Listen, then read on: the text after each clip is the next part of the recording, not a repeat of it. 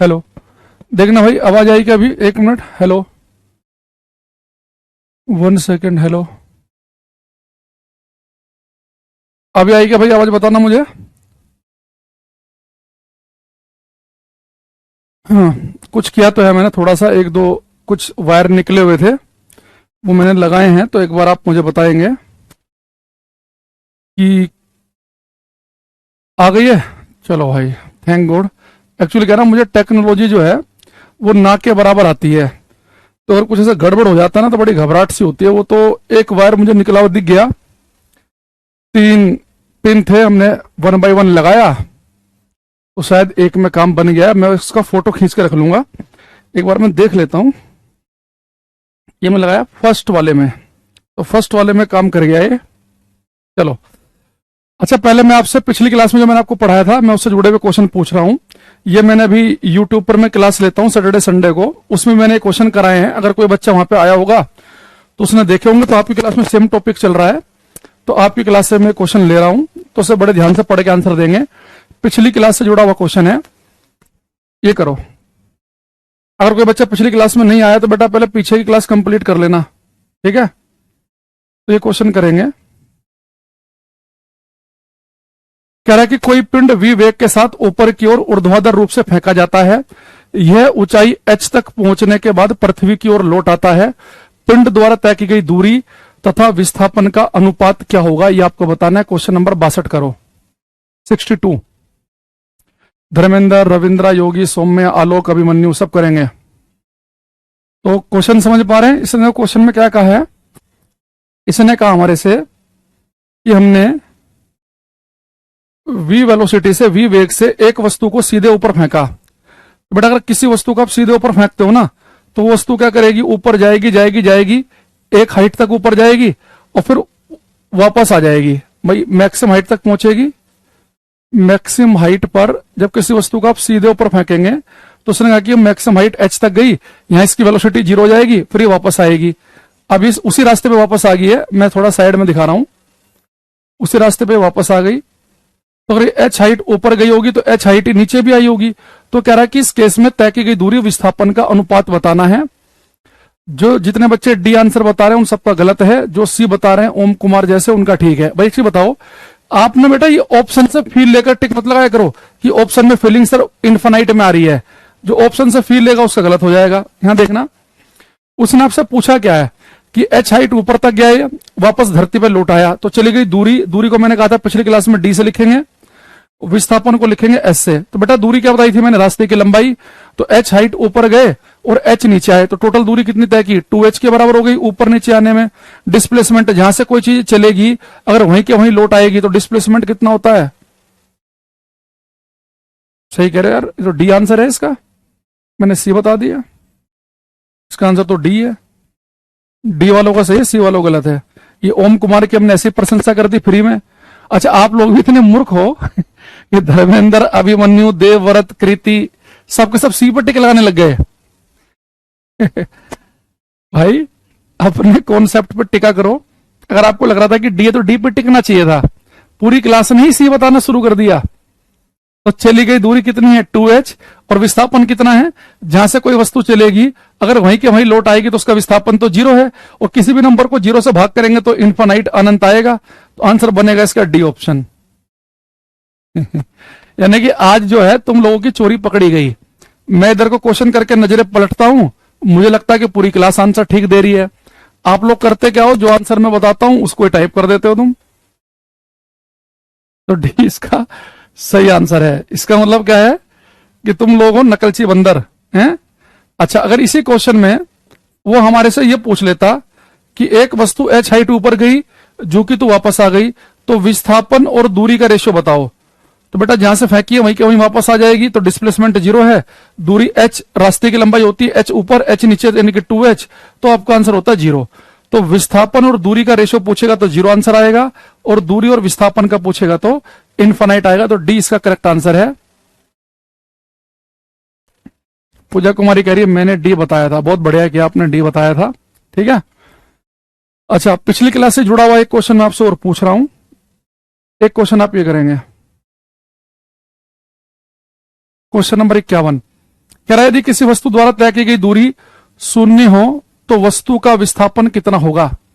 If the distance covered by an object is zero, बेटा अगर किसी वस्तु ने दूरी तय की है जीरो तो आपको बताना है कि उसका विस्थापन कितना होगा। बड़ा प्यारा क्वेश्चन है, ध्यान से करना, समझ गए। क्वेश्चन का नंबर लिखेंगे जरूर।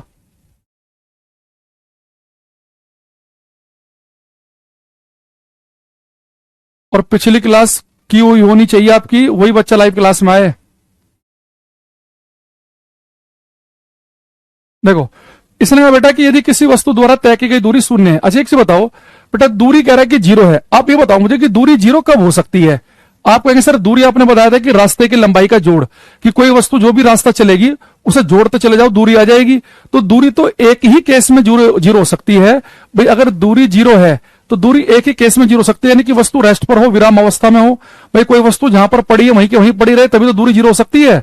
जबकि विस्थापन के साथ ऐसा नहीं है, विस्थापन तो जीरो तब भी हो सकता है कि वस्तु जहां से चली वहीं के वहीं वापस आ जाए, लेकिन दूरी एक ही केस में जीरो हो सकती है कि वस्तु चले ही ना। अगर बेटा वस्तु के द्वारा चली गई दूरी जीरो है, इसका मतलब है कि वस्तु रेस्ट पे वस्तु चली नहीं रही है। अगर वस्तु रेस्ट पे रुकी हुई है तो उसका विस्थापन भी जीरो होगा, इनिशियली जाए फाइनली भी वहां पे है। यानी कि अगर दूरी जीरो है तो विस्थापन 100% जीरो होगा, यानी आंसर बनेगा इसका बी ऑप्शन। अगर चली गई दूरी जीरो तो विस्थापन जीरो ही आएगा। दूरी जीरो हो ही सब तब सकती है जब वस्तु चले ही ना। लेकिन अगर इसी क्वेश्चन में वो ये कह देता कि एक वस्तु का विस्थापन डिस्प्लेसमेंट जीरो है तो दूरी क्या होगी। अगर मैं आपसे कहूं कि विस्थापन जीरो है तो दूरी के बारे में बताइए, तो आप कहेंगे सर विस्थापन दो तरीके से जीरो हो सकता है। एक तो तब कि वस्तु रेस्ट पर हो, विराम अवस्था में, तो वस्तु वहीं की वहीं पड़ी रहे, अभी भी वही है, 2 घंटे बाद भी वही है। तो एक तो विस्थापन तब जीरो हो सकता है। तो अगर विस्थापन जीरो तब है कि वस्तु रेस्ट पे है तो दूरी भी जीरो आएगी। लेकिन विस्थापन जीरो तब भी तो हो सकता है कि वस्तु 20 किलोमीटर गई, 20 किलोमीटर आ गई, तो विस्थापन तो जीरो हो जाएगा, दूरी जीरो नहीं होगी। यानी कि अगर विस्थापन जीरो है तो दूरी जीरो हो भी सकती है और नहीं भी हो सकती। फिर आपका आंसर डी ऑप्शन बनता। देखो ध्यान समझना, पेपर में क्या पूछ रहा है।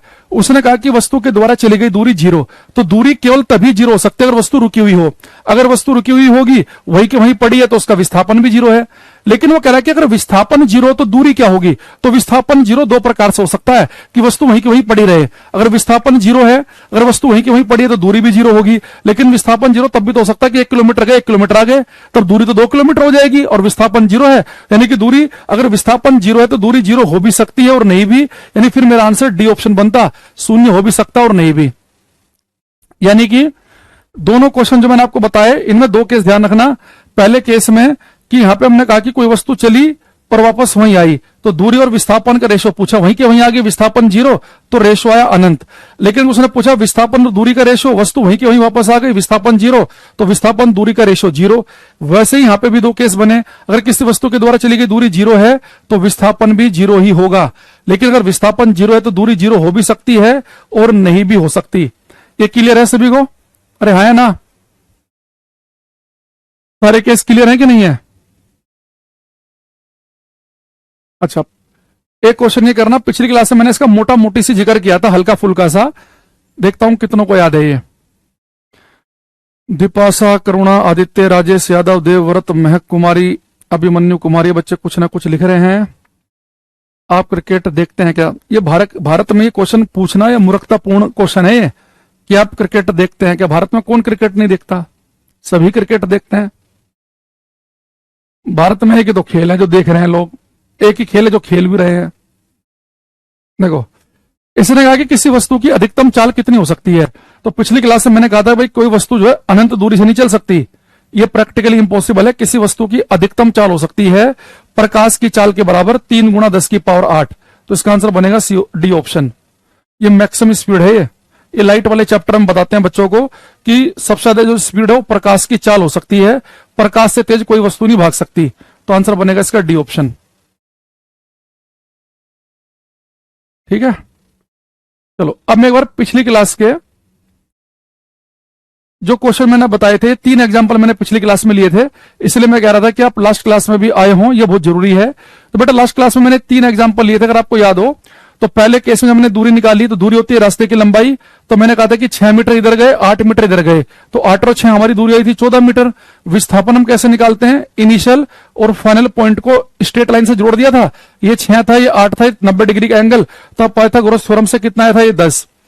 इसमें हमने दूरी निकाली तो रास्ते की लंबाई 100 मीटर गए, 100 मीटर आए तो कितनी आ गई थी 200, विस्थापन आया था 0, जहां से चले वहीं के वहीं वापस आएंगे, विस्थापन 0। इसमें डिस्टेंस क्या आई थी 60 मीटर इधर गए, 100 मीटर वापस आए तो दूरी आ गई थी 160, लेकिन विस्थापन कैसा आया, इनिशियल पॉइंट ये था, फाइनल ये था, तो हमने ये निकाला 100 में से 60 गए तो आया था 40 मीटर। ए से सी की ओर डायरेक्शन होती है इनिशियल से फाइनल की ओर, तो डायरेक्शन को आपको जरूर याद रखना है कि डायरेक्शन रहती है इनिशियल से फाइनल। तो इस वाले केस में हमारी डायरेक्शन आई थी ए से सी की ओर। इसी चीज में मैं आगे बढ़ रहा हूं। देखो, अगर हम एक काम करें कि बेटा अगर ये फिक्स हो कि हमारा जो पार्टिकल है, हमारी जो वस्तु है, जो कण हमने लिया है, अगर हम ये फिक्स कर दें कि वस्तु केवल स्ट्रेट लाइन पर ही चलेगी।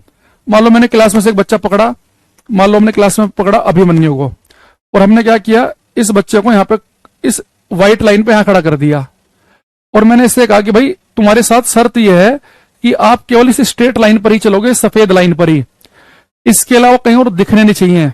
यानी कि कभी मुंह उठा के इधर पहुंच गए, कभी इधर पहुंच गए, कभी इधर नहीं, आपको केवल और केवल इस स्ट्रेट लाइन पर ही चलना है। या तो आप इसमें इधर जा सकते हो, इधर जा सकते हो। उसने कहा जी ठीक है, आपने जैसा कहा हम बिल्कुल डायरेक्शन फॉलो करेंगे। तो इसने कहा कि मैं केवल इस स्ट्रेट लाइन पर ही चलूंगा। अच्छा, अगर ये बात फिक्स हो जाए कि अभिमन्यु को इस स्ट्रेट लाइन व्हाइट लाइन पर ही चलना है, तो उसके पास दो ही डायरेक्शन हो सकती हैं, या तो इधर की तरफ जाएगा या इधर की तरफ। तो अगर कोई भी कण, कोई भी पार्टिकल, कोई भी वस्तु अगर केवल एक स्ट्रेट लाइन में ही चले तो उसके पास दो ही डायरेक्शन हो सकती हैं, तो इधर वाली या इधर वाली। तो हम एक डायरेक्शन को कह देंगे पॉजिटिव, एक को कह देंगे नेगेटिव। तो हर क्लास में बिल्कुल एक जैसा माहौल रहे तो मैं हमेशा इधर वाली डायरेक्शन को, राइट हैंड साइड वाली को पॉजिटिव कहूंगा, इधर वाली को नेगेटिव कहूंगा। अब मान लो कि मैंने इसे यहां पे छोड़ा था अभिमन्यु को, इसे हम कह रहे हैं ओरिजिन, मूल बिंदु। अब ये यहां पहुंच गया, ठीक है, और ओरिजिन से यहां तक की दूरी है 20 मीटर की। तो मैंने रात को अभिमन्यु को फोन लगाया, मैंने कहा भाई अभिमन्यु बताओ तुम्हारी पोजीशन क्या है। तो इसने कहा गुरुजी मेरा जो डिस्प्लेसमेंट है, मेरा जो विस्थापन है वो प्लस 20 मीटर है। तो जैसे अभिमन्यु ने कहा कि मेरा विस्थापन 20 मीटर है, तो मुझे दो बातें पता चल गई कि एक तो मैंने अभिमन्यु को जहां पर छोड़ा था, अभिमन्यु से 20 मीटर दूर है, और प्लस का मतलब ये पता चल गया कि किस डायरेक्शन में 20 मीटर गया है, वो 20 मीटर इधर भी तो हो सकता है। तो यानी कि जब कभी आप डिस्प्लेसमेंट विस्थापन को बता रहे हो तो आप प्लस माइनस का भी जिक्र कर सकते हैं भाई, क्योंकि डिस्प्लेसमेंट मैंने कहा था कि एक डिस्प्लेसमेंट के पास डायरेक्शन होती है। तो ये जो प्लस लगाया मैंने, ये प्लस आपको डायरेक्शन बता रहा है कि अभिमन्यु 20 मीटर दूर है प्लस डायरेक्शन में।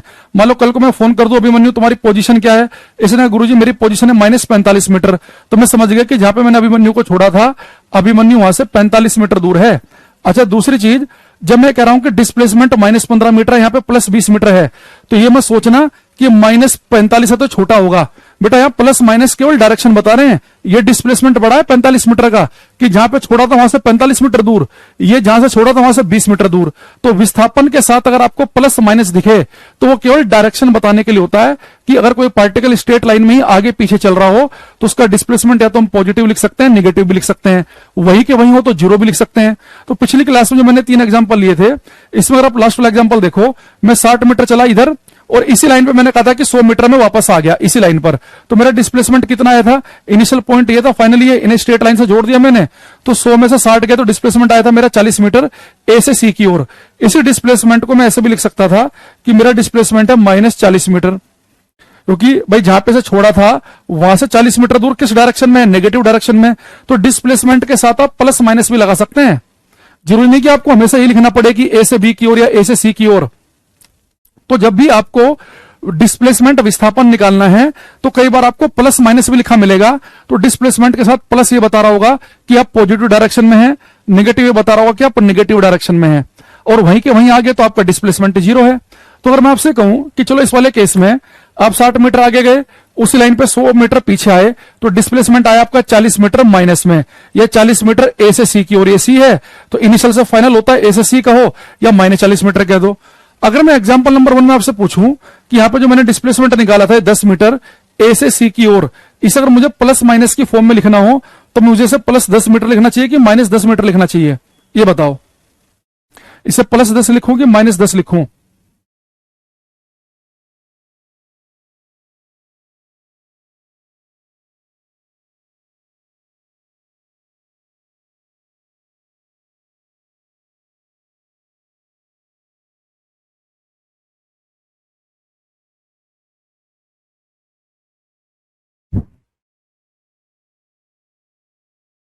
+10 लिखें कि -10 लिखें इसे हम?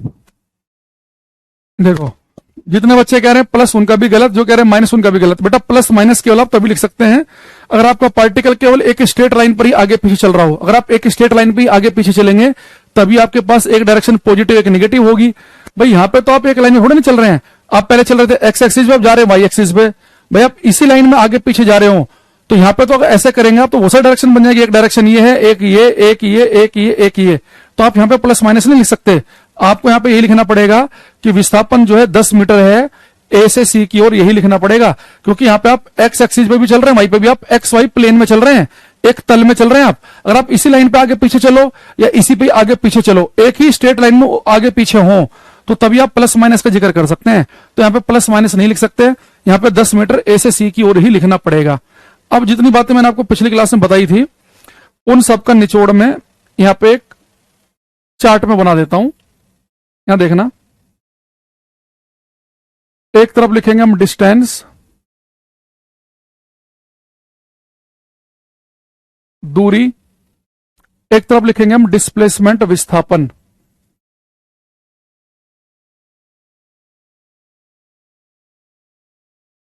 डिस्प्लेसमेंट विस्थापन, ठीक है।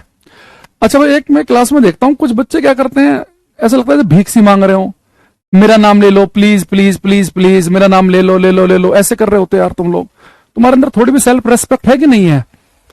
एक मैं देखता हूं कई बार कुछ लोग ऐसे होते हैं कि कहीं पे भी अपना रोना रोना शुरू कर देंगे, जी मैं बहुत गरीब हूं, मैं ये वो ऐसे वैसे। भाई ये कभी नहीं करना चाहिए, सामने वाले के सामने अपने आप को डिग्रेड कर रहे हो, क्योंकि ऐसा करने से कोई आपकी मदद करने नहीं आ रहा, आप अपनी मदद खुद करते हो। मैं अपना बता रहा हूं, मैं 12th करके दिल्ली आया पढ़ने, और मैंने कभी मेरे एक भी दोस्त के सामने, चाहे बिल्कुल जिगरी दोस्त भी है, मैंने कभी अपनी फैमिली कंडीशन नहीं बताई कि भाई मैं केवल 1500 रुपए महीना में काम चला रहा हूं, 750 रुपए किराए था हॉस्टल का, 750 में काम चला रहा हूं। नहीं, पूरे एटीट्यूड के साथ रहता था, क्योंकि रोने से क्या होगा, ये बहुत सारे लोग देखता हूं मैं रोने लगते हैं, मैं तो गरीब हूं, मेरे इतने नहीं है, ये नहीं है, वो नहीं है, यहाँ पे वही कर रहे हैं। भाई अपना सेल्फ रेस्पेक्ट अपने हाथ में होती है, तो अपना सम्मान अपने हाथ में। एक तो किसी के सामने अपना रोना नहीं रोना है, और दूसरा ये इस तरह की हरकतें नहीं करनी। क्लास में जो एक बच्चा कर रहा था अभी, तो जीवन में कुछ भी करना है अपने आप ही करना। तुम सोच रहे हो कैसे रोने पीटने से कोई दूसरा मेरी हेल्प कर देगा, ऐसा कभी नहीं होगा। दूसरा आदमी जो है वो रो के सुनेगा और आपके पीछे पलटते ही मुस्कुरा के दूसरे के सामने आपकी बात उड़ाएगा। तो इन बात को ध्यान रखा करो, थोड़ा सा जीवन में थोड़ा अपना सम्मान बचा के रखो, हर एक के सामने रोना पीटना नहीं करना। देखो ये डिस्टेंस है, दूरी और विस्थापन। तो बड़ा डिस्टेंस और डिस्प्लेसमेंट में मैंने डिस्टेंस बताया था कि जब भी हम डिस्टेंस निकालेंगे तो कैसे निकालेंगे, तो मैंने कहा था कि डिस्टेंस होती है रास्ते की लंबाई को जोड़ते हुए चलो। तो मान लो आप ए से बी तक गए 12 मीटर, फिर इधर गए 16 मीटर, तो टोटल डिस्टेंस कितनी होगी 12 + 16। तो डिस्टेंस जब भी निकालनी है तो रास्ते की लंबाई को जोड़ना है, तो लिखेंगे इसमें हम the sum of path length. Distance क्या होती है, the sum of path length, रास्ते की लंबाई का योग, रास्ते की लंबाइयों का योग। जब भी आपको डिस्टेंस निकालनी होगी तो जो भी आप रास्ता चल रहे हैं उसे जोड़ते हुए चलो। अगर आप सर्कल पे चल रहे हैं, एक कंप्लीट चक्कर आपने पूरा किया, तो रास्ते की लंबाई क्या परिधि के बराबर है, सरकमफ्रांस के बराबर है। तो डिस्टेंस हमने क्या निकाली थी पिछली क्लास में, 2πr। तो जब भी आपको डिस्टेंस निकालनी तो रास्ते की लंबाई को जोड़ेंगे। और डिस्प्लेसमेंट मैंने बताया था कि दो बिंदुओं के बीच की सबसे छोटी दूरी है। डिस्प्लेसमेंट जब भी निकालना हो पहले और आखिरी पॉइंट को स्ट्रेट लाइन से जोड़ दो। तो स्ट्रेट लाइन जो होती है सबसे छोटी दूरी होती है दो बिंदुओं के बीच की। तो लिखेंगे the shortest distance, the shortest distance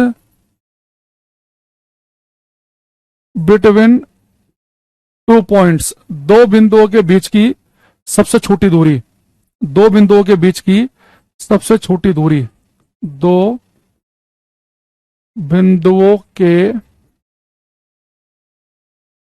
बीच की सबसे छोटी दूरी, the shortest distance between two point. ठीक है। अच्छा, सेकंड चीज, अगर कोई आपसे कहे कि जो डिस्टेंस है इसकी एसआई यूनिट क्या होती है, एसआई मात्रक, यानी इंटरनेशनल सिस्टम में लंबाई की हम कौन सी यूनिट यूज करते हैं, तो आप बोलेंगे मीटर। डिस्प्लेसमेंट की भी एसआई यूनिट क्या होती है, मीटर। देखो लंबाई या डिस्टेंस डिस्प्लेसमेंट आप नापने को किलोमीटर में, सेंटीमीटर में, सब में नाप सकते हैं, लेकिन जो इंटरनेशनल सिस्टम में जो है वो क्या होती है, मीटर। ठीक है। तीसरा, अच्छा एक चीज और ध्यान रखना बेटा, डिस्टेंस जो है ना, डिस्टेंस या तो ये जीरो होगी या पॉजिटिव, डिस्टेंस कभी निगेटिव नहीं हो सकती। बट डिस्टेंस में क्या, रास्ते की लंबाई को जोड़ रहे हैं, तो जोड़ने से कभी निगेटिव तो आएगा नहीं। 12 मीटर आगे गए, 12 मीटर पीछे, 12 12 24 हो गया। ऊपर जाओ, नीचे जाओ, आगे जाओ, पीछे जाओ, डिस्टेंस है तो जीरो होगी या पॉजिटिव। और जीरो भी केवल एक केस में हो सकती है, अगर ऑब्जेक्ट आपका रेस्ट पे हो। अगर वस्तु आपकी मोशन में है, गति में है, तो डिस्टेंस हमेशा पॉजिटिव ही होगी। तो डिस्टेंस जीरो केवल तब हो सकती है अगर वस्तु रेस्ट पर है, विराम अवस्था में पड़ी हुई है एक जगह। अगर कोई वस्तु मोशन में, गति में, तो डिस्टेंस हमेशा होगी पॉजिटिव। डिस्प्लेसमेंट जो है ये पॉजिटिव भी हो सकता है, नेगेटिव भी और जीरो भी। विस्थापन जो है, आप जहां से चले वहीं के वहीं आगे, तो डिस्प्लेसमेंट जो है आपका जीरो हो जाएगा। लेकिन अगर आप पॉजिटिव डायरेक्शन में भाग रहे तो डिस्प्लेसमेंट पॉजिटिव, नेगेटिव डायरेक्शन में भाग रहे तो नेगेटिव। तो विस्थापन जीरो, पॉजिटिव, नेगेटिव कुछ भी हो सकता है। फोर्थ पॉइंट, डिस्टेंस बेटा होती है पाथ डिपेंडेंट। ये रास्ते पर निर्भर करती है कि आप कौन सा रास्ता अपना रहे हैं। पाथ डिपेंडेंट का मतलब यह है, मान लो मुझे पॉइंट ए से पॉइंट बी पे जाना है, तो डिस्टेंस डिपेंड करेगी, मैं इस वाले रास्ते से जा रहा हूं तो इसकी लंबाई अलग आएगी, इस वाले रास्ते से जाऊंगा तो लंबाई अलग आएगी, इससे जाऊंगा तो लंबाई अलग आएगी, इससे जाऊंगा तो बहुत बड़ी आएगी। तो डिस्टेंस होती है रास्ते पर डिपेंड करती है कि आप छोटे रास्ते जा रहे हैं कि बड़े रास्ते से। लेकिन डिस्प्लेसमेंट रास्ते पर डिपेंड नहीं करती। आप इनमें से, चाहे चारों में से कोई से भी रास्ते से जाओ, डिस्प्लेसमेंट विस्थापन कैसे निकालोगे, इनिशियल फाइनल को स्ट्रेट लाइन से जोड़ दोगे। तो डिस्प्लेसमेंट होता है पाथ इंडिपेंडेंट, ये रास्ते पर निर्भर नहीं करता। पाथ इंडिपेंडेंट,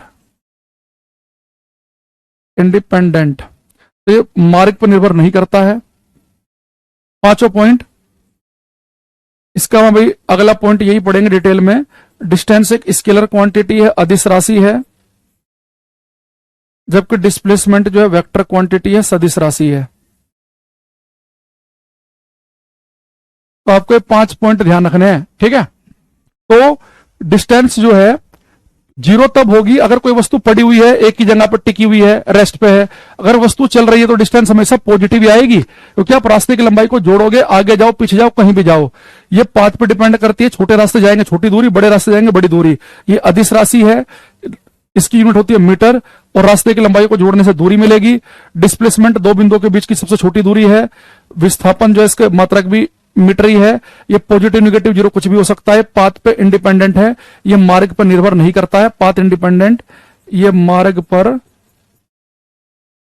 निर्भर नहीं करता है, पर निर्भर नहीं करता है। आप कोई से भी रास्ते से जाओ, विस्थापन फिक्स है, ये पाथ इंडिपेंडेंट है। अच्छा भी स्केलर और वेक्टर का हम जिक्र करेंगे क्लास में, इसे स्केलर क्यों कहा और इस हमने वेक्टर क्यों कहा। ठीक है। तो एक बार जो है यहां तक का आपने किसी पॉइंट में दिक्कत हो तो मुझे बताओ। शर्त यह है कि आप पिछली क्लास में उपस्थित हों और आज आप ठीक 7:45 पे आए हों। जो बच्चा लेट आया है, जो पिछली क्लास में नहीं आया था, वो मत पूछना। बाकी किसी भी पॉइंट में दिक्कत हो बताओ। अगला जो मैं टॉपिक ले रहा हूं स्केलर वेक्टर का ही ले रहा हूं, तो इसे अभी आप छोड़ देना, वो मैं बताने वाला हूं आपको। हम्म।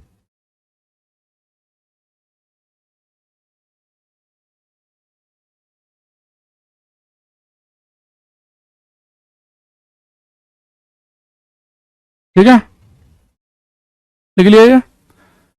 शेर बहादुर यादव जी कह रहे हैं गुड नाइट। कुछ बच्चों को तो ये नहीं पता होता कि गुड इवनिंग बोलना है कि गुड नाइट बोलना है। चलो अब यहां पे आते हैं हम। अब हम पढ़ेंगे scalar and vector quantity. Scalar and vector quantities, अदिश और सदिश राशियां। अदिश और सदिश राशियां, स्केलर एंड वेक्टर क्वांटिटीज, अदिश और सदिश राशियां। ठीक है।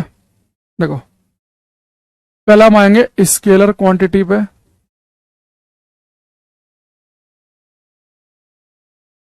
अदिश राशि पे,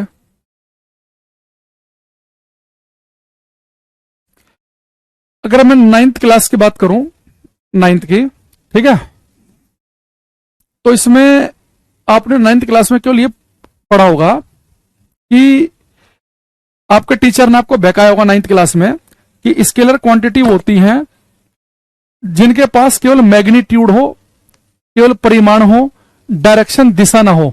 मैग्नीट्यूड समझते हो क्या होता है? मैग्नीट्यूड होता है न्यूमेरिकल वैल्यू। जैसे मैं कहूं कि मैं आपको आज 5 घंटे पढ़ाऊंगा, तो जो 5 है, 5, इसे हम कहेंगे मैग्नीट्यूड। मैं कहूं कि मेरे पास 10 किलो चावल है, तो 10 क्या है? मैग्नीट्यूड। तो वो क्वांटिटी जिनके पास डायरेक्शन नहीं होती, केवल मैग्नीट्यूड होता है, केवल परिमाण होता है, उन्हें हम कहते हैं स्केलर क्वांटिटी। इनके पास डायरेक्शन का जिक्र नहीं होगा। तो ये आपको कुछ बताया होगा, भी आधी अधूरी कहानी है ये, अभी डिटेल में हम आएंगे। तो जिनके पास केवल होता है मैग्नीट्यूड, यानी केवल जिनके मैग्नीट्यूड से या पूरा गेम समझ जाओ, वो स्केलर क्वांटिटी है। आप खुद सोचो, जैसे मैं आपसे कह दूं कि मैं आज आपको 6 घंटे पढ़ाऊंगा, आपको 6 घंटे कि बहुत लंबी क्लास चलेगी 6 घंटे। मैं कहूं कि आज मैं आपको 15 मिनट पढ़ाऊंगा, आप कहोगे सर क्लास ऑफ ही करवा देते, 15 मिनट का क्या ही पढ़ाओगे। तो केवल जो टाइम है, जो समय है, उस समय में केवल आप मैग्नीट्यूड से सारा गेम समझ रहे हो कि 15 मिनट की क्लास का ड्यूरेशन बहुत छोटा है, 6 घंटे क्लास बहुत बड़ी होगी, 10 घंटे, सर क्या आज मैराथन ले रहे हो, 10 घंटे पढ़ाओगे। तो जिन क्वांटिटी को केवल मैग्नीट्यूड से हम समझ जाएं, वो हमारी होती है स्केलर क्वांटिटी।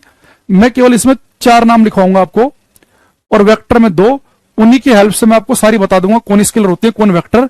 तो जितना बताया जाएगा उसे ध्यान समझना, ठीक है। अच्छा, अब इनमें जिनके पास केवल मैग्नीट्यूड होता है, स्केलर क्वांटिटी है, जैसे कि टाइम हो गया, समय हो गया। इस समय के साथ कोई डायरेक्शन नहीं होती कि 3 घंटे पढ़ाओगे, किस डायरेक्शन में पढ़ाओगे। डिस्टेंस जो है, कोई डायरेक्शन नहीं है, केवल आपको जोड़ना है रास्ते की लंबाई को, आगे जाओ चाहे पीछे जाओ। ऐसे बेटा मास हो गया, द्रव्यमान, आपके घर में 6 किलोग्राम चावल है कि 8 किलोग्राम चावल है, तो केवल मैग्नीट्यूड से आप समझ जाओगे कि घर में 10 किलो चावल है तो ज्यादा है, आधी किलो चावल है तो कम है। तो यहाँ पे एक क्वांटिटी में बाद में लिखूंगा, अभी के लिए आपको केवल 3 याद रखनी है: टाइम, डिस्टेंस, मास, द्रव्यमान। ये स्केलर क्वांटिटी है, इनमें किसी डायरेक्शन की जरूरत नहीं है, केवल मैग्नीट्यूड से आप सारा गेम समझ रहे हो कि आज आपने साइकिल चलाई 6 किलोमीटर, और कोई बच्चा कहते मैंने चलाई 50 किलोमीटर, यानी कि इसने बहुत ज्यादा चलाई, मैग्नीट्यूड से समझ गए। एक के घर में 100 किलो चावल है, एक के घर में 1 किलो चावल है, 100 किलो वाले के घर में बहुत सारा चावल है, समझ गए।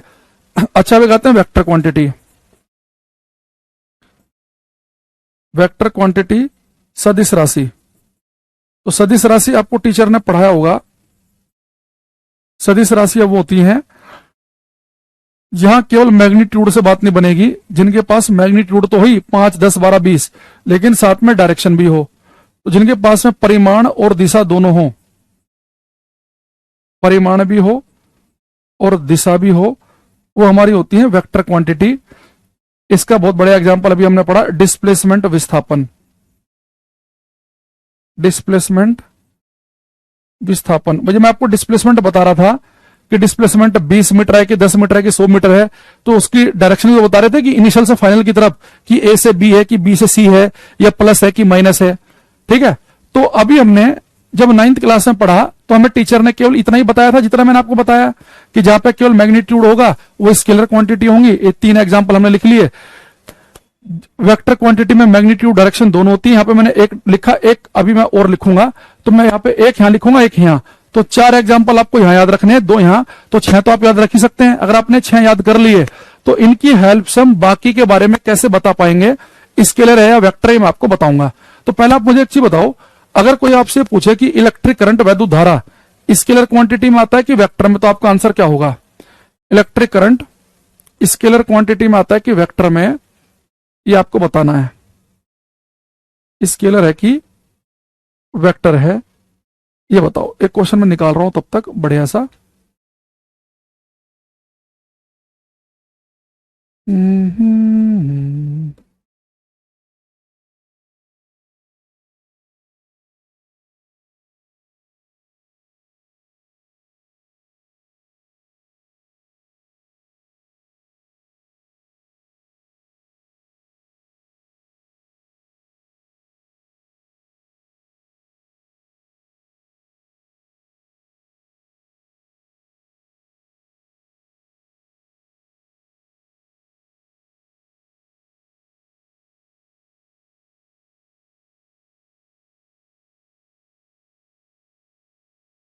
इलेक्ट्रिक करंट किस में जाएगा भाई? अभिमन्यु, नितिन, सोनू, करुणा, देवव्रत, पूजा, संदीप, सुनीता, अवधेश चौधरी, वरुण कुछ आंसर हमें दे रहे हैं। जितने बच्चे कह रहे हैं वेक्टर उनका गलत है, जो कह रहे हैं स्केलर उनका ठीक है। बेटा इलेक्ट्रिक करंट जो है ना, ये एक स्केलर क्वांटिटी है। इलेक्ट्रिक करंट, वैद्युत धारा एक स्केलर क्वांटिटी, अदिश राशि। आप कहोगे सर आप तो 2 मिनट में ही पलट गए, कम से कम 2-4 दिन होते तो बात अलग समझ में आती कि चलो ठीक है कोई बात नहीं। लेकिन अभी तो आप थोड़ी देर पहले कह रहे थे कि जिनके पास मैग्नीट्यूड और डायरेक्शन दोनों हो, वो तो आपने वेक्टर क्वांटिटी बताया था, तो करंट की तो डायरेक्शन होती है। इलेक्ट्रिसिटी चैप्टर हम पढ़ते हैं ना कि भाई मान लो कि वायर है तो इसमें करंट जा रही है इस डायरेक्शन में, तो करंट के पास तो डायरेक्शन है, पर ये स्केलर क्वांटिटी क्यों है। तो अब आते हैं हम कंप्लीट डेफिनेशन पे।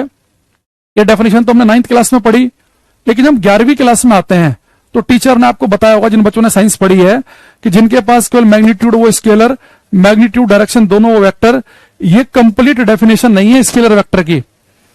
स्केलर क्वांटिटी वो क्वांटिटी है फिजिक्स में, अगर हम डीप में जाएं, जो सिंपल अर्थमेटिक को फॉलो करती हो, जो सिंपल अंक गणित को फॉलो करती हो, जो सिंपली जुड़े और सिंपली घटे। जैसे कि एक्सेप्शन कुछ नहीं आती, ध्यान सुनो। देखो फिजिक्स में स्केलर क्वांटिटी किसे कहते हैं, जो सिंपल अर्थमेटिक फॉलो करें। जैसे मैं आपसे कह दूं कि आपके घर में 4 किलोग्राम चावल हैं, आप 2 किलो और खरीद के लेके आ गए, टोटल कितने बन गए 6 किलोग्राम। आपने सिंपल अर्थमेटिक लगाया, भाई 4 किलोग्राम पहले थे, 2 किलोग्राम और आ गए, यानी कि टोटल 6 किलोग्राम हो गया। मैं आपसे कह दूं कि मैंने आपको 2 घंटे कल पढ़ाया था, 1 घंटा आज पढ़ाऊंगा, टोटल कितने घंटे क्लास बन गई। आप कहेंगे सर 3 घंटे। सिंपल अर्थमेटिक फॉलो कर रहे हैं, 20 मीटर आगे गए, 20 मीटर नीचे गए, टोटल कितना हो गया 40 हो गया। ऐसे जब आप करंट की बात करते हैं, अगर मैं आपसे कहूं कि इस पॉइंट पर, अगर मैं आपसे कहूं कि इस पॉइंट पर ये 3 एम्पीयर करंट आ रही है और इधर से आ रही है 4 एम्पीयर की करंट, तो यहां से टोटल कितनी करंट निकलेगी। आप कहेंगे सर 3 और 4 7 एम्पीयर की। यानी कि वो क्वांटिटी जिन्हें जोड़ना और घटाना बिल्कुल सिंपल अर्थमेटिक के जैसा हो। तो एक करंट को जब हम करते हैं कि यहाँ पे 10 एम्पीयर की करंट आई, 3 एम्पीयर इधर चली गई, टोटल इधर कितनी गई 7 गई, 10 में से 3 इधर गई, 7 इधर चली गई, 2 इधर से आई, 4 इधर से आई, टोटल कितनी बन गई 6। तो वो क्वांटिटी जो सिंपल अर्थमेटिक को फॉलो करें, इसी से हम ये भी कहते हैं कि जो स्केलर एडिशन लो फॉलो करें, अदिश योग के नियमों का पालन करें। स्केलर एडिशन का मतलब होता है सिंपल अर्थमेटिक फॉलो करें, वो होती है स्केलर क्वांटिटी। तो इलेक्ट्रिक करंट जो है ये स्केलर क्वांटिटी इसलिए है क्योंकि सिंपल अर्थमेटिक को फॉलो करती है, सिंपली जुड़ेगी, सिंपली घटेगी।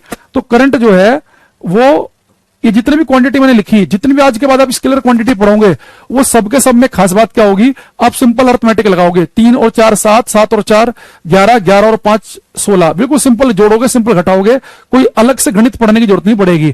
तो स्केलर क्वांटिटी क्या करती है, follow scalar law of addition. Scalar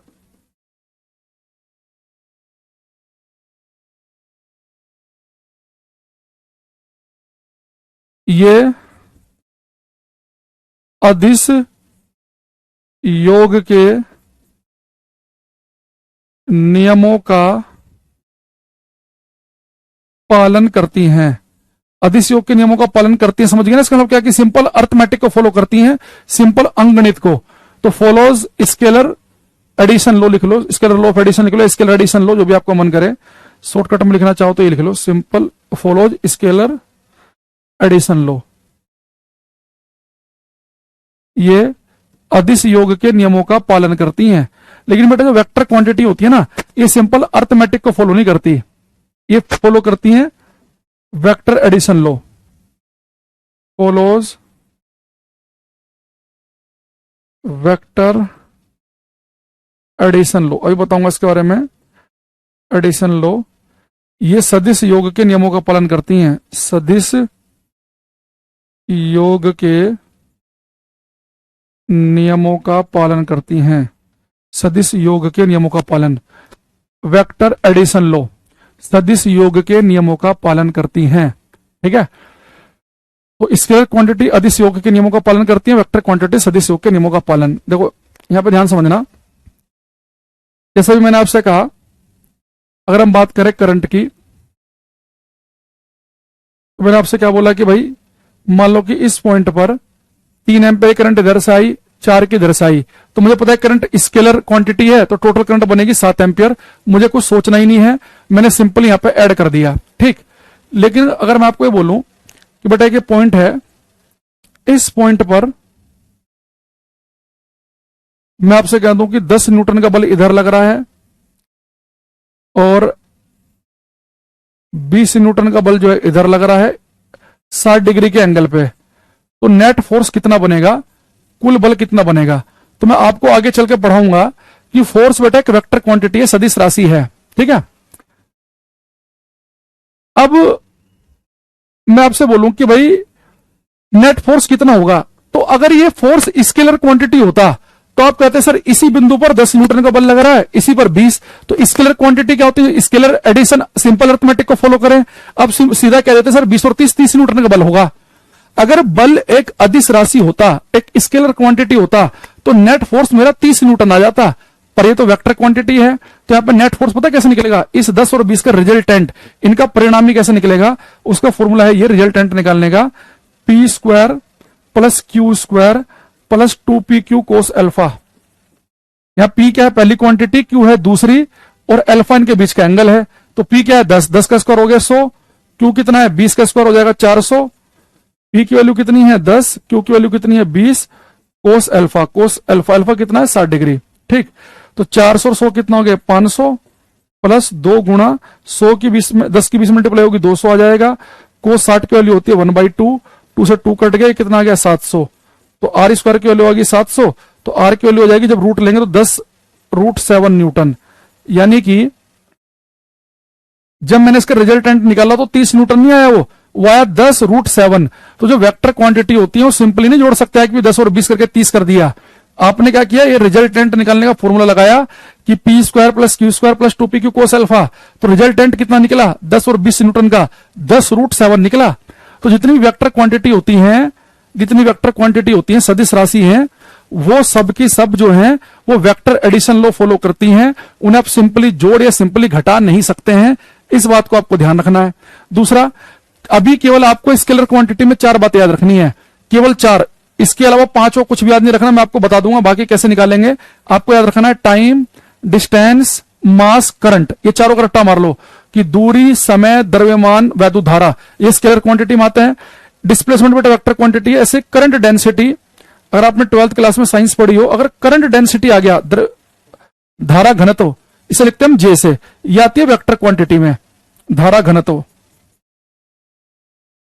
2 रट्टा मार लेंगे आप वेक्टर में और 4 मार लेंगे स्केलर में, इसके अलावा आपको कुछ भी रट्टा नहीं मारना है।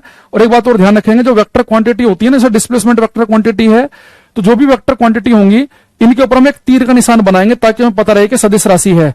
तो डिस्प्लेसमेंट के ऊपर तीर का निशान बना लेंगे, धारा घनत्व जे के ऊपर भी तीर का निशान, इनके ऊपर तीर का निशान नहीं बनाना। टाइम के लिए टी ही लिखेंगे, स्केलर क्वांटिटी है, डिस्टेंस को डी ही लिखेंगे, मास को एम ही लिखेंगे, और करंट के लिए आई लिखेंगे, ठीक है,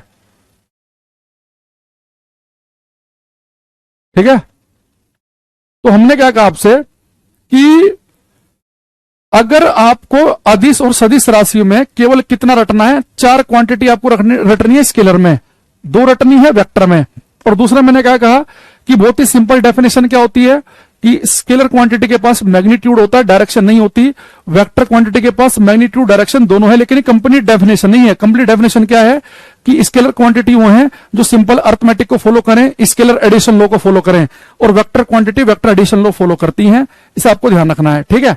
अच्छा, अब यहां से मैं 2 क्वेश्चन पूछ रहा हूं, भाई एक बच्चा कौन है, ये टेस्ट लोगे क्या, टेस्ट लोगे, ये जब क्वेश्चन पूछता हूं मैं तुम्हारे से बीच में, ये टेस्ट ही तो है, ये क्वेश्चन कर ले भाई, तो तेरा टेस्ट हो गया, ये करो, ये टेस्ट लोगे, टेस्ट लोगे, पढ़ना है नहीं, हर 2 मिनट में टेस्ट लोगे।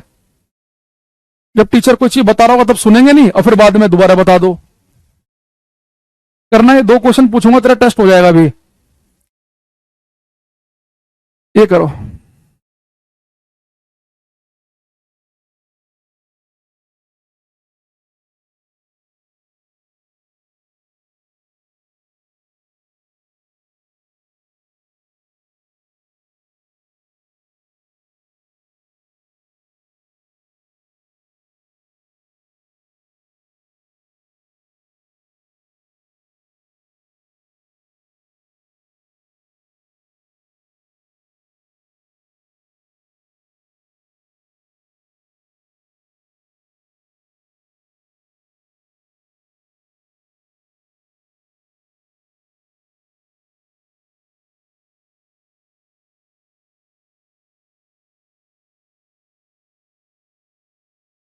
देखो इसने क्या लिखा है, एक भौतिक राशि जिसकी एक दिशा होती है, बट इसने कहा कि एक फिजिकल क्वांटिटी जिसके पास दिशा हो, तो उसने ए ऑप्शन लिखा कि मस्ट बी वेक्टर, से वेक्टर होना चाहिए। अभी मैंने क्या बताया आपको, अगर किसी फिजिकल क्वांटिटी के पास डायरेक्शन हो तो ये जरूरी नहीं कि बेटा वो वेक्टर होगी ही, वो वेक्टर हो सकती है, 100% वेक्टर होगी जरूरी नहीं है। भाई करंट देख लो, करंट के पास तो डायरेक्शन होती है पर वो तो वेक्टर क्वांटिटी नहीं होती, स्केलर है। तो अगर किसी के पास डायरेक्शन है तो 100% वेक्टर होगी ये भी जरूरी नहीं है, और 100% स्केलर होगी ये भी जरूरी नहीं है। भाई टाइम के पास तो डायरेक्शन नहीं है, स्केलर क्वांटिटी है, मास के पास तो नहीं है।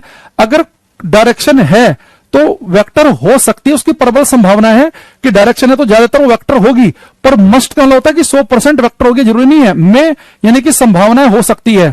तो इसका आंसर बनेगा हमारे पास में बी ऑप्शन। तो जो बच्चों ने इसका आंसर बी लिखा उनका ठीक है, बाकी गलत है। भाई एक चीज बताओ, अगर आपको ये पता ना होता, अगर आप 9th क्लास के डेफिनेशन पे चल रहे होते तो आप गलत कर देते। आप सोचते डायरेक्शन तो वेक्टर क्वांटिटी के पास होती है, लेकिन हमने देखा कि करंट के पास डायरेक्शन है वो तो स्केलर है। क्यों? क्योंकि वो स्केलर एडिशन लो सिंपल अर्थमेटिक को फॉलो कर रही है, इसके लिए वो स्केलर है, वो सिंपली जुड़ रही है, सिंपली घट रही है। तो वो क्वांटिटी जिनके पास डायरेक्शन है, ये मत सोचना कि 100% ही वो वेक्टर होंगी, वो वेक्टर होंगी इसकी संभावना ज्यादा है, इसकी प्रबल संभावना है कि डायरेक्शन है तो वेक्टर हो सकती हैं, पर 100% वेक्टर होंगी ये कोई जरूरी नहीं है। तो बोलेंगे हो सकती है। मे और मस्ट में फर्क समझते हो? इंग्लिश वाले बच्चे समझ रहे होंगे मे और मस्ट में। यू हैव टू डू होता ना कि ये काम आपको करना है, एक होता है कि this work must be done, ये कार्य किया ही जाना है, मस्ट 100% करना है। हम कहेंगे it may be rain today, आज बारिश हो सकती है। मे का मतलब संभावना, ठीक है। चलो अब यहां पर हम आगे बढ़ते हैं, क्वेश्चन नंबर 17 करो।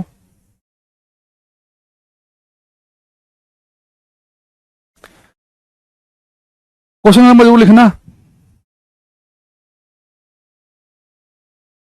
नहीं वो फॉर्मूला लिखने की जरूरत नहीं है, आपको जरूरत नहीं पड़ेगी, वो तो समझाने के लिए बताया हमने।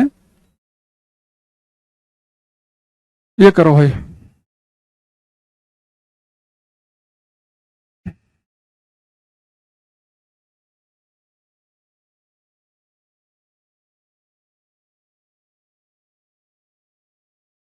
भावना कह रही है यस सर, ठीक है करो। हिंदी वाले भी समझ रहे हैं, अच्छा बढ़िया, हिंदी वाले तो तेज होते हैं वैसे भी।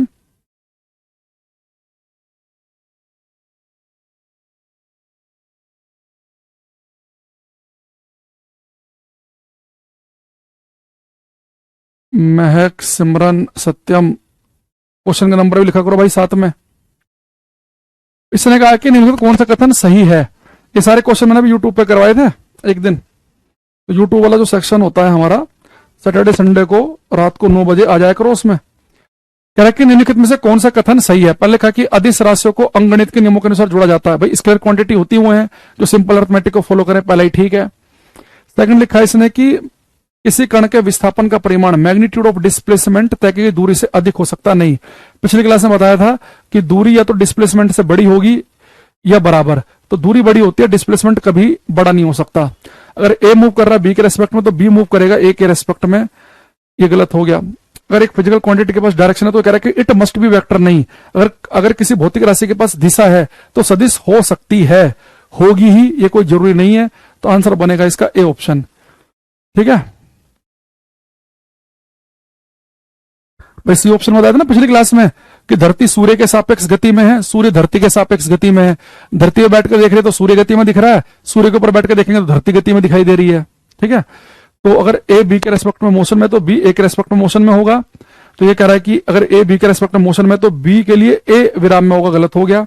ये कह रहा है कि अगर डायरेक्शन है तो वेक्टर ही होगा, तो ये गलत हो गया, और ये तो गलत हो ही गया है।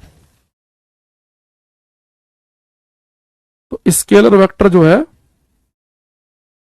यहां पे हमें कुछ पॉइंट पता चले, अब जाके हमारा ये डिस्टेंस, डिस्प्लेसमेंट, दूरी, विस्थापन। तो आपका यूट्यूब चैनल क्या है? अंकुर सर फिजिक्स के नाम से है। वैसे आप लोग टेलीग्राम पे तो जुड़े होंगे, सभी के सभी टेलीग्राम पर जो है 10 क्वेश्चन आते हैं डेली, उन्हें किया करो आप लोग। उस पर कोई वैकेंसी निकलती है, कोई रिजल्ट आता तो वो भी डालते हैं हम टेलीग्राम पे। और बाकी जब मैं यूट्यूब पे क्लास लेता हूँ कैरिबल रेलवे एग्जाम चैनल पे, तो उसका मैं वहाँ पे जो पीडीएफ का सॉल्यूशन भी डालता हूँ उस पर टेलीग्राम पे, और लिंक भी, तो वहाँ पे आप होंगे शायद सारे बच्चे जुड़े हुए। अच्छा, अब यहाँ पे हम आएंगे, अब लिखेंगे हम स्पीड चाल।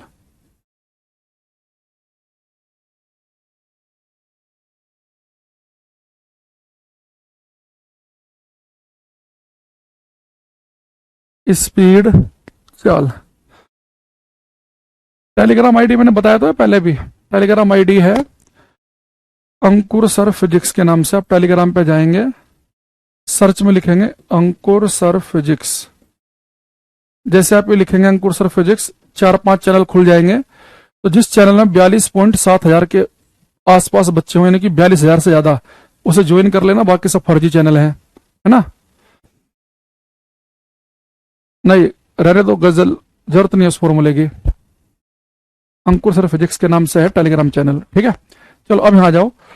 अच्छा बेटा देखो, स्पीड क्या, अगर मैं बहुत ही आसान शब्दों में आपसे कहूं कि भाई स्पीड क्या है, तो आप कहेंगे सर स्पीड भाई आपको क्या बताती है? आप कहेंगे सर स्पीड हमें बताती है कि एक वस्तु की स्पीड 100 किलोमीटर पर घंटा, एक की 12 किलोमीटर पर घंटा। स्पीड हमें बता रही है कोई वस्तु कितना तेज चलती है। अगर आपका दोस्त आपसे कहे कि भाई आज मैंने बाइक चलाई 90 की स्पीड पे, 90 किलोमीटर पर घंटे की स्पीड पे, तो आप कहोगे ना भाई इतना तेज बाइक क्यों चलाई, बाइक 50-60 से ऊपर नहीं चलानी चाहिए। आपका दोस्त कहे भाई आज मैंने कार चलाई 200 किलोमीटर पर घंटे की स्पीड से, आप कहोगे भाई मरेगा क्या, इतनी स्पीड से क्यों चला रहा है, गाड़ी अगर एक्सप्रेस वे भी है तो 100 से ऊपर मत चलाओ। तो किसी वस्तु की स्पीड हमें बताती है कि वो वस्तु कितना तेज भाग रही है, कितना जल्दी जल्दी चल रही है, कितना फास्ट मूव कर रही है, ठीक है। तो यहाँ पे हाँ ब्रैकेट में ऑफिशियल भी लिखा हुआ है, अंकुर सर फिजिक्स ऐसे चैनल होगा, ब्रैकेट में ऑफिशियल लिखा मिलेगा। मतलब ये नंबर ऑफ स्टूडेंट देख लेना, उससे आप कनेक्ट कर लेना, ठीक है। अच्छा अब आ जाओ, तो speed of an object, speed of an object tells us how fast an object is moving। Hindi में लिखेंगे किसी वस्तु की चाल हमें यह बताती है, किसी वस्तु की चाल हमें यह बताती है कि वस्तु कितना तेज चल रही है। How fast an object is moving, तो कोई वस्तु कितना तेज चल रही है वो हमें कौन बताएगी? स्पीड। ये तो ऐसे हो गया नॉर्मली ज्ञान के लिए कि स्पीड हमें बता रही है कि कोई वस्तु कितना तेज चल रही है। अब इस स्पीड में भी हम दो प्रकार की स्पीड पढ़ेंगे। पहले हम लिखेंगे, एक पढ़ेंगे हम एवरेज स्पीड, औसत चाल, ठीक है। दूसरा जो है लास्ट, सर आंसर दो लास्ट क्वेश्चन का। लास्ट क्वेश्चन का आंसर हमने दे दिया, ए ऑप्शन उसका आंसर था, और आंसर अलग से कहां से लेके आए हम। अब लिखेंगे यहां पे हम एवरेज स्पीड, औसत चाल। एक इंस्टेंटेनियस स्पीड, क्षणिक चाल का भी जिक्र करेंगे हम क्लास में। कल लिखेंगे हम औसत चाल।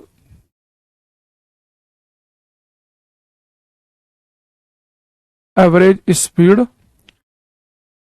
औसत चाल। देखो बेटा, अगर मान लो कभी आपको एवरेज स्पीड निकालनी है तो बड़ा सिंपल है ये। जैसे कि मान लो कि भाई आप ये पॉइंट ए से, ये मैं अपना फेवरेट एग्जांपल ले लेता हूं। मान लो कि आप दिल्ली से हरिद्वार गए और आपको पता है कि जो हमारी फाइनल डेस्टिनेशन है वो हरिद्वार ही है। अच्छा, मैं जो अभी एक फिजिक्स की बुक के ऊपर काम कर रहे हैं अभी हम, जिसमें कि हम एमसीक्यू क्वेश्चन बना रहे हैं जो पेपर में आए हुए हैं या जो आ सकते हैं, उनका एक कॉम्बो। तो उसका मैं नाम भी ये नहीं सोचा है कि ये नाम रखा जाए, final destination of physics MCQ. तो अभी ये ध्यान आ गया। तो जीवन का अंतिम डेस्टिनेशन क्या हमारे हरिद्वार, और फिजिक्स के एमसीक्यू के लिए फाइनल डेस्टिनेशन क्या होगा, जो किताब आएगी कभी भविष्य में, इस महीने के एंड में शायद आ जाए, जून के। तो अब हमारा जो हरिद्वार जो है पता ना, फाइनल डेस्टिनेशन है जहां लूटे में जाना है सबको। अब ये मान लो कि यहां तक की जो दूरी है वो 300 किलोमीटर की है। हालांकि 300 किलोमीटर है नहीं, 250 किलोमीटर के आसपास की है ना। अब दिल्ली से हरिद्वार तक की दूरी मान लो कि 300 किलोमीटर की है और आपको जाने में 6 घंटे लगे। तो और मैं आपसे पूछ लूं कि भाई आप 300 किलोमीटर गए 6 घंटे में, तो आपकी एवरेज स्पीड क्या है, औसत चाल।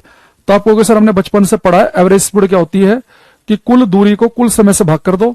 तो कुल दूरी कितनी है 300 किलोमीटर की, इसे तय किया गया 6 घंटे के अंदर। तो 6 पंजे 30 यानी कि 50 किलोमीटर पर घंटा हमारी एवरेज स्पीड आ गई। तो एवरेज स्पीड पता मुझे क्या बताती है, एवरेज स्पीड मुझे बता रही है कि हम ऑन एन एवरेज हर घंटे 50-50 किलोमीटर जा रहे हैं। इसका ये मतलब नहीं कि आप लगातार ही 50 की स्पीड से चल रहे हैं। एवरेज स्पीड आपको ये बता रही है कि आप लगभग हर घंटे 50-50 किलोमीटर चल रहे हैं। हो सकता है कई बार आपकी स्पीड 90 भी रही हो जब आप एक्सप्रेसवे के ऊपर होंगे, कई बार हो सकता है कि आप जाम में फंस गए आपकी स्पीड 15 भी रही होगी, कई बार 40 भी रही होगी, कई बार 65 भी रही होगी। एक एवरेज निकल के आया। एवरेज स्पीड आपको ये नहीं बता रही कि आप हर समय ही 50 की स्पीड से भाग रहे हैं, कि दिल्ली से हरिद्वार तक लगातार 50 की स्पीड पे जा रहे हैं। कभी गाड़ी 100 भी भगाई होगी, कभी आपकी गाड़ी रुकी भी होगी जाम में, आधे घंटे तक पता चली ही नहीं है। तो एक एवरेज है ये। तो एवरेज स्पीड जो है वो आप कैसे निकालते हैं, एवरेज स्पीड के लिए आपको पास 2 इंफॉर्मेशन होनी चाहिए। एक तो आपने टोटल डिस्टेंस कितनी चली और टोटल टाइम जो है वो कितना लगा। बेटा डिस्टेंस को लिखते हैं हम डी से, टाइम को लिखते हैं टी से। तो एवरेज स्पीड आ गई हमारे पास डिस्टेंस अपॉन टाइम, कुल दूरी बटे कुल समय। और ये मैंने कहा कि एवरेज स्पीड मुझे केवल ये बताएगी कि मैं मोटा मोटी हर घंटे कितना किलोमीटर जा रहा हूं। ठीक है। अच्छा, डिस्टेंस को नापते हैं मीटर में, ऐसा यूनिट मीटर है इसकी। टाइम का ऐसा ही मात्रक आपको पता है सेकंड है। तो स्पीड की ऐसा यूनिट क्या बन जाएगी, आप कहेंगे सर इसकी ऐसा यूनिट बनेगी मीटर पर सेकंड। ठीक, मीटर पर सेकंड। अब जो मैं आपको बताऊंगा सब बड़े ध्यान सुनना, ये हमारे कई क्लास में आएगा ये। ठीक है, कई क्लास में आगे भी काम आएगा।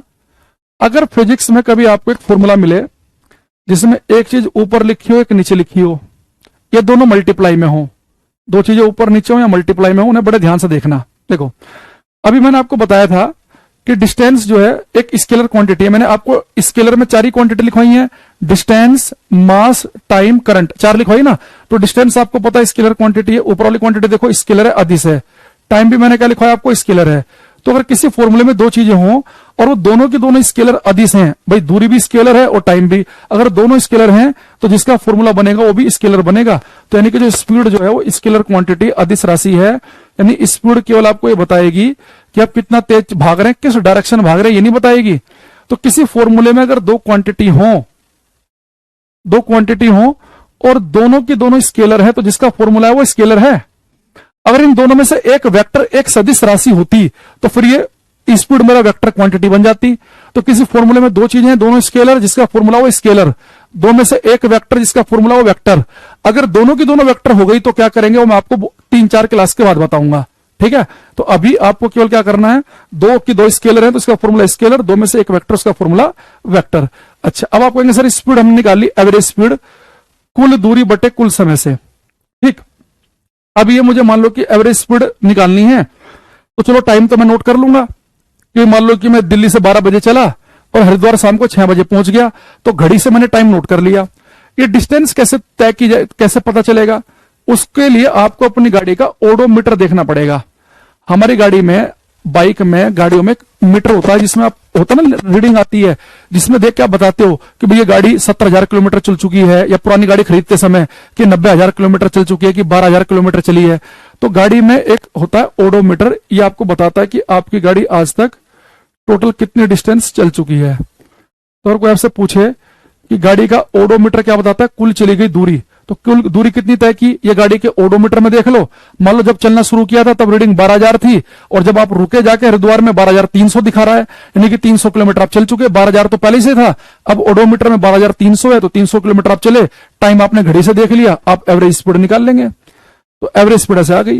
ठीक है, अच्छा, तो 2 में से मैंने आगे एक वेक्टर एक स्केलर है जिसका फॉर्मूला वो वेक्टर बनेगा, दोनों स्केलर इसका फॉर्मूला वो स्केलर बनेगा। ठीक है, अच्छा, दूसरी चीज, अब मान लो कि आप जैसे दिल्ली से हरिद्वार जा रहे थे और जा रहे मान लो इस पॉइंट पर अचानक से कभी गाड़ी चलाते चलाते आपका मन किया यार इस समय गाड़ी की स्पीड कितनी है। भाई गाड़ी चला रहे हैं आप भाई एवरेज तो आप कैसे निकालोगे? पूरी दूरी तय कर लोगे और पूरे समय से भाग कर दोगे, एवरेज तो तब आएगी। लेकिन गाड़ी चलाते चलाते अचानक से मन किया कि इस पॉइंट पे स्पीड कितनी है, तो आप गाड़ी के अंदर एक मीटर और लगा होता है ओडोमीटर के साथ में, उसे हम कहते हैं स्पीडोमीटर। वो आपको गाड़ी की बताता है इंस्टेंटेनियस स्पीड, क्षणिक चाल। यानी कि जिस क्षण आप देखोगे उस समय अगर आपकी गाड़ी के अंदर सुई 100 पे है तो गाड़ी 100 की स्पीड भाग रही है, 90 पे तो 90 भाग रही है, 30 पे तो 30 पे भाग रही है।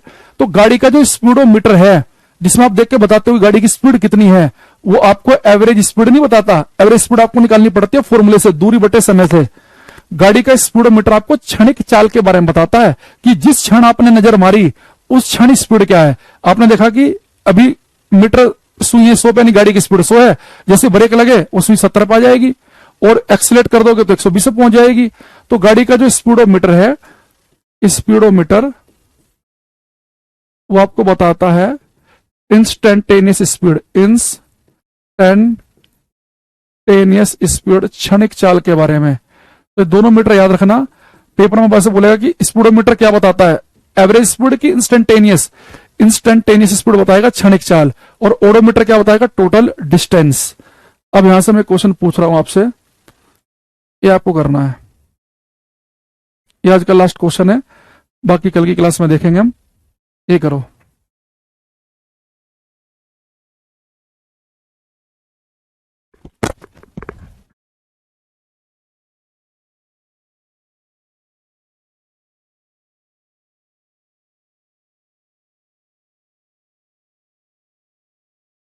इसने कहा इस क्वेश्चन में कि एक सुबह जल्दी कोई यातायात न होने पर सड़क पर राहुल ने साइकिल द्वारा लाल किले से अपने निवास स्थान तक की तय की गई कुल दूरी तथा घर पहुंचने तक का कुल समय नोट किया हो। जब इस जानकारी से क्या गणना कर सकते हैं? बेटा राहुल के पास क्या कुल चली गई दूरी है और कुल समय है, तो कुल दूरी को कुल समय से भाग करेंगे, यानी कि राहुल क्या बता सकता है, अपनी एवरेज स्पीड। तो कुल दूरी बटे कुल समय से एवरेज स्पीड निकल के आएगी, औसत चाल। अब उसने एवरेज नहीं लिख रखा तो हम इससे काम चला लेंगे, वरना सही ऑप्शन क्या बनता, उसे औसत चाल लिखना चाहिए था यहाँ पे। ठीक है, औसत चाल। चलो आज के लिए इतना ही, बाकी मिलते हैं कल की क्लास में। तब तक के लिए thank you, bye, take care everybody, bye everyone.